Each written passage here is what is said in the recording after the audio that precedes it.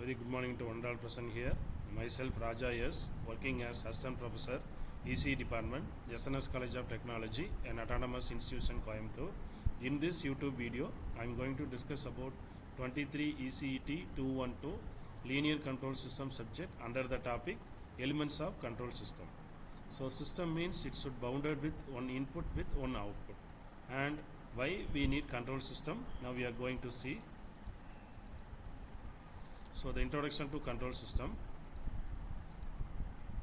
So the main core objective of this linear control system are model common control system components, select an appropriate control algorithms of PID type or one of its variations, analyze the performance of a control algorithm using transfer functions, block diagrams and computer methods in light of given performance specifications, using MATLAB and Simulink to analyze and simulate control systems, and finally what are the basic components of control system. Now we are going to see. So the main basic components of a control system is objective of control, that is the input, and the control system components are controller, plans, actuator and sensors, and the outputs are the results. So based on the type of operating inside the component used in control system is divided into two types. One is open loop control system and another one is the closed loop control system. So mainly the open loop control system doesn't have any feedback for her input and output. So now I am going to discuss. So if you see this figure, so here input is given to controller. The controller will specify and do whatever the actions that is given by this input, and the actuator will do whatever the purposes they will do, and the plant means whatever we want. For example, if you take this as the robotic arm, if you want to move your object from one place to another place, this command will give to input to turn the robot for that object to right hand side. So the controller will move their hand to right hand side.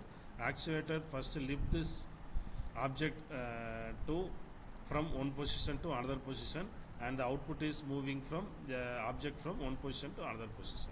Why we are using this open loop control system means it is sensitive to changing in parameter and disturbance.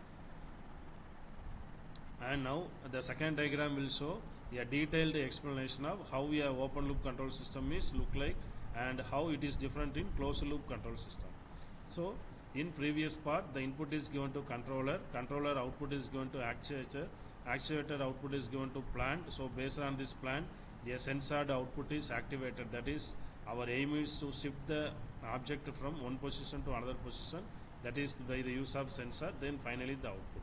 So here reference means we have set some input signal for this controller, and if any deviations is there, that is, for example, if you given the input of 5 voltage means at the output side, if the output is 5.2 means there is a deviation of 5.2 minus 5.2.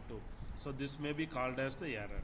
If this error is added in this input of controller, then there will be a change in this disturbance of this original output.